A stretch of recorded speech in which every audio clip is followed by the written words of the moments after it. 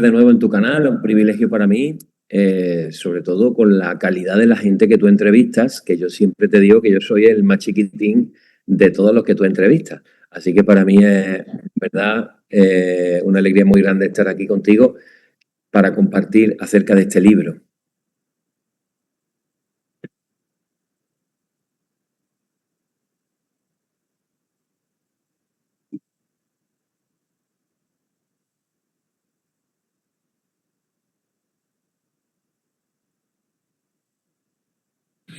Bueno, fíjate que el primer libro que yo escribí, de ser discípulo hoy, va relacionado en cómo podemos ser discípulos en este mundo actual del siglo XXI con las cosas que se están viviendo.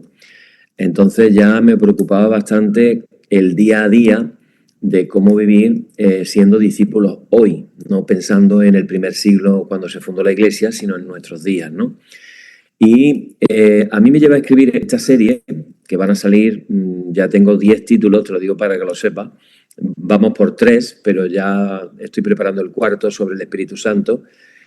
Lo que me llevó a escribir este libro es una convicción de que muchos cristianos necesitan recuperar una comprensión serena, sobre todo bíblica y profundamente esperanzadora del final de los tiempos, porque durante mucho tiempo este tema ha estado rodeado de miedo, de sensacionalismo.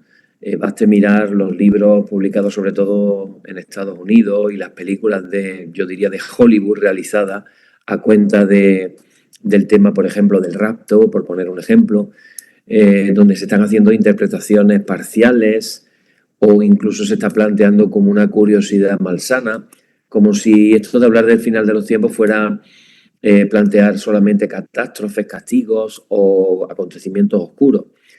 Pero la idea es que el cristianismo no mira al final desde el miedo, sino desde Cristo. Entonces el libro nace precisamente para corregir un poquito la mirada, cómo miramos el final de los tiempos.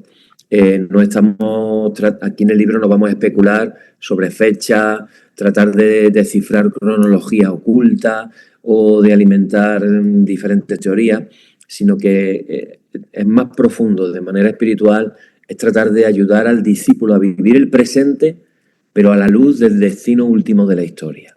Entonces, uno de los grandes malentendidos es pensar en el final de los tiempos como una amenaza.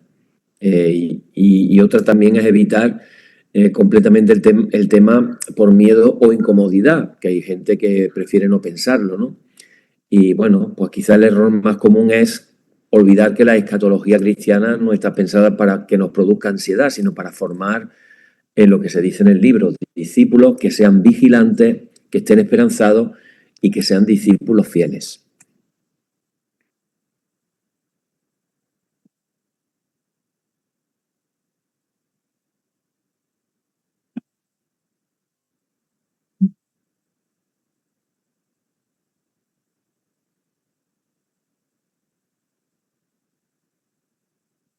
Pues sí, porque mira, yo me centro en la promesa. Y si, mira, hay una frase que viene en el libro, a ver si te la sé decir de memoria. El quid de la cuestión no es el cuándo, sino cómo voy a estar yo de preparado cuando llegue ese día. Ese es el quid de la cuestión. Y infelizmente la gente se ha centrado en el cuándo y entonces ha visto el final casi como una amenaza. Pero yo quiero recordar que se trata de una promesa y eso cambia completamente la forma de vivir. Además, cuando Dios promete, Dios cumple, siempre. Entonces, claro, fíjate, si nosotros pensamos que la historia camina hacia el caos, viviremos con miedo, o si creemos que la historia camina hacia Cristo, entonces podemos vivir con una esperanza incluso en medio de la incertidumbre y de todas las cosas que estamos viviendo en estos días, que la verdad es que hay tantas cosas que pudieran ya decirse, estamos en el final de los tiempos. Ahora, la fe cristiana, la idea no es negar las dificultades del mundo.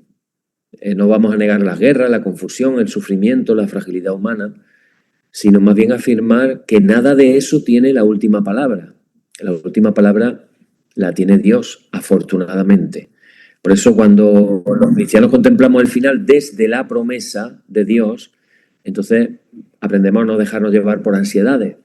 La esperanza cristiana tampoco digo en el libro que sea algo ingenuo o un optimismo barato, sino que es la certeza de que la historia tiene sentido, de que Cristo reina ya y de que Dios va a llevar a plenitud su obra. Entonces, claro, en el libro trato de decir, ¿no? No se trata de que vivamos pendientes del miedo, sino de aprender a esperar con el corazón puesto en aquel que viene, que es Jesucristo.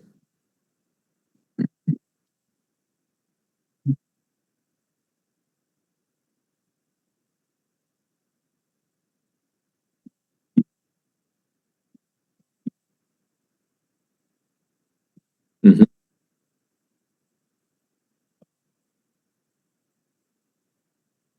Bueno, mira, tenemos que ser honestos y lo primero que tenemos que decir acerca del sufrimiento, que es uno de los grandes misterios de la vida humana. Precisamente en estos días, en el libro de oraciones de la liturgia de las horas, estamos leyendo, la Iglesia nos propone la lectura del libro de Job.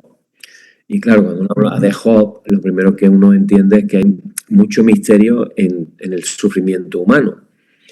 Y la fe cristiana no quiere minimizar ni tampoco lo quiere explicar de una manera superficial. Es como decir, no pasa nada. No. Queremos mirar el sufrimiento de frente, pero queremos mirarlo desde Cristo crucificado y resucitado. Para un discípulo, el dolor no es necesariamente un signo de que Dios nos ha abandonado. Muchas veces también se puede convertir, y hay que decirlo, y es porque hay que decir la verdad. A veces el sufrimiento es un lugar de purificación, de maduración, de entrega, de unión más profunda con Cristo. De hecho, me viene a la memoria cuántos santos a lo largo de la historia realmente sufrieron cosas bastante complicadas, ¿no?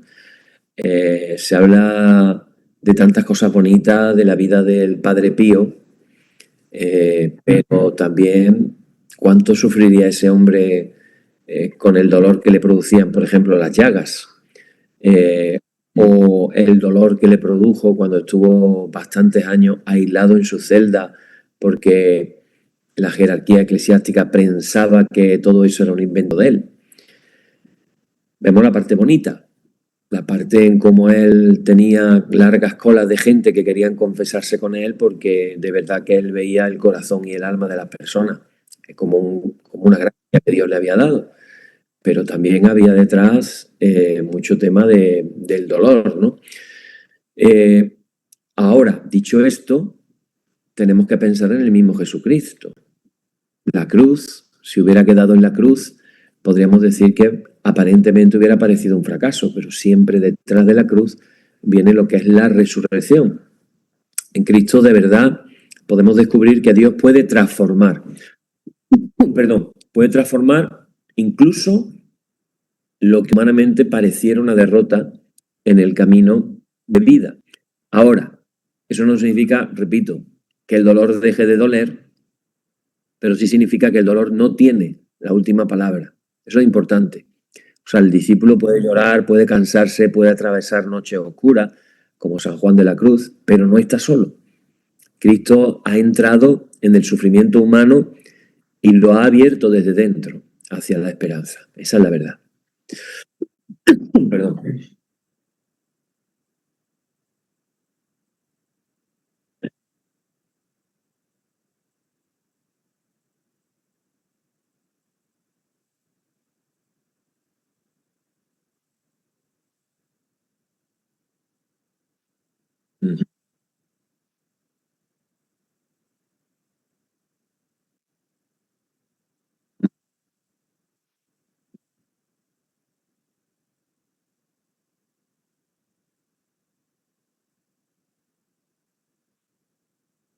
Y precisamente en el estudio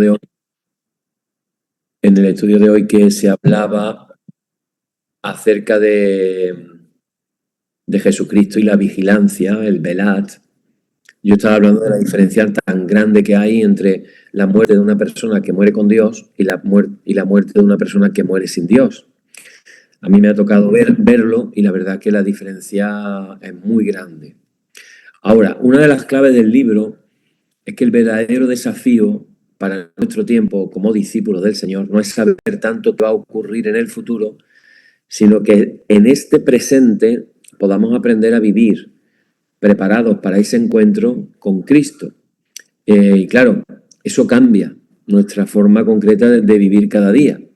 Yo sé que hay muchos cristianos que viven obsesionados con las fechas, las señales, los acontecimientos, pero claro, se nos olvida preguntarnos lo más importante. ¿Y mi corazón? ¿Cómo está hoy delante de Dios?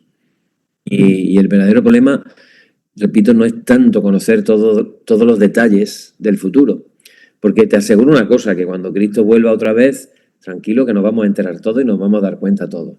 No va a ser algo de, ¿será que Cristo ha vuelto otra vez? No. Dice que todo ojo lo verá. O sea, que todo el mundo nos vamos a enterar de que Cristo regresa. Ese no es el problema. El problema es lo que está pasando ahora en la iglesia, que vivimos distraídos, dormidos o incluso espiritualmente vacíos en el presente. En el otro libro que tengo escrito, el Santo Rosario, hablo precisamente de las apariciones de la Virgen. Y las apariciones de la Virgen, cuando tú estudias los mensajes, qué es lo que ha dicho, curiosamente, la Virgen no puede decir otra cosa que lo que dijo Jesús. Jesús dijo, el reino de los cielos se ha acercado, el tiempo se ha cumplido, el reino de los cielos se ha acercado, arrepentíos o convertíos y creed en el Evangelio. Pues es el mismo mensaje de la Virgen, arrepentimiento, conversión, volvernos a Dios, volvernos a Jesús. Y claro, ¿cuántos cristianos hoy viven distraídos, dormidos espiritualmente, tibios? Y claro, el punto cuál es. Si yo sé que mi vida camina hacia un encuentro con Cristo, entonces eso va, en el día a día, va a adquirir una seriedad nueva. La oración deja de ser algo secundario y se convierte en algo primordial. La Eucaristía se va a convertir en un verdadero alimento para el camino. El perdón se vuelve algo urgente, no algo que vamos a dejar para mañana. Y la conversión, sobre todo, ya no puede aplazarse indefinidamente. Entonces el amor se vuelve concreto, la vigilancia espiritual, en definitiva, se convierte en una forma de vivir. ¿Qué ocurre? Que prepararnos para el encuentro con Cristo no significa vivir con miedo, sino vivir despierto. Significa amar mejor, orar más profundamente, discernir con más claridad y no dejar que el corazón se nos enfríe. Al final yo pienso que el libro, el mensaje fundamental es muy simple, pero muy profundo. El punto es que no se trata de saber exactamente qué ocurrirá, sino que estemos preparados para encontrarnos con el Señor. Y ese encuentro no comienza al final, ese encuentro comienza desde hoy mismo. Esa también es la idea. Me recuerda un poco las palabras de Juan el Bautista, basándose en el profeta Isaías. Preparad el camino al Señor y allanad sus sendas. Preparad el camino al Señor. En esta segunda venida de Cristo, que tengamos también esa mentalidad, que podamos decir, oye, preparemos el camino al Señor. De hecho, yo hay una cosa que muchas veces me planteo. ¿Será que nosotros, por nuestras oraciones intercesoras y nuestro estilo de vida, pudiéramos acelerar la segunda venida a Cristo y lo contrario también, retardar? Ahí me quedo en la incógnita y en el misterio, ¿no? Pero prefiero pensar que si a través de nuestras oraciones y de nuestro caminar diario con Cristo, si levantamos un ejército de discípulos vigilantes con sus lámparas llenas de aceite, eso pudiera acelerar la venida de Cristo, pues prefiero pensar en esos términos, que no pensar que, bueno, que si da igual y lo que estamos haciendo más bien yo creo, por la pura misericordia de Dios, está retrasando el juicio, porque el juicio que se viene, la verdad es que teniendo en cuenta cómo está viviendo la gente, va a ser muy, muy tremendo. Esa es una realidad.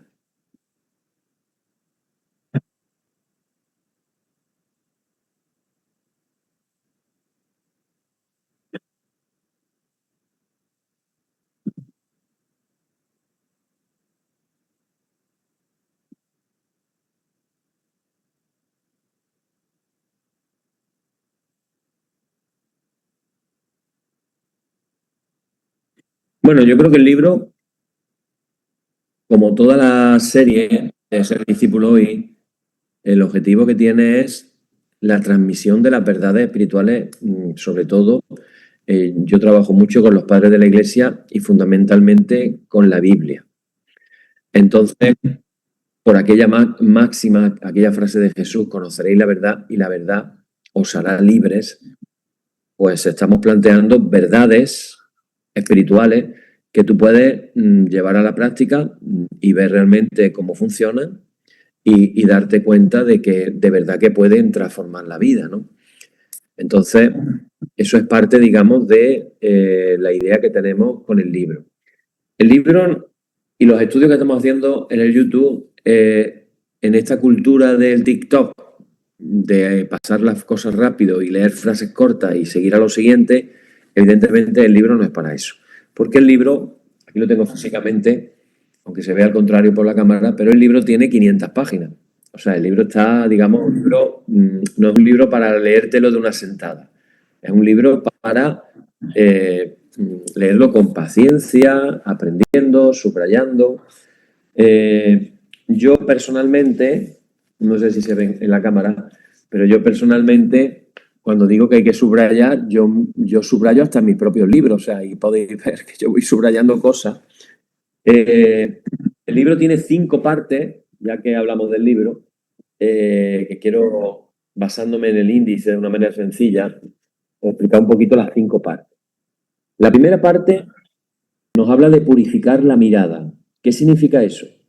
Significa que para poder entrar en el tema del final de los tiempos, nuestra mirada tiene que estar limpia, tiene que estar purificada, porque tenemos tantos conceptos equivocados, como decía al principio, ¿no?, de lo que significa el final de los tiempos. Entonces, yo propongo, a través de 4 enseñanzas, la purificación de la mirada, que es, lo primero de todo, esperar sin miedo. ¿Cómo nos habla la Biblia del fin? Es decir, las palabras de los profetas, las palabras del Apocalipsis, ese lenguaje que utiliza simbólico. También el ver que la esperanza de la Iglesia es una brújula que nos marca el camino. Y también hablo de... Hablando del libro, esta es la portada, El final de los tiempos. El libro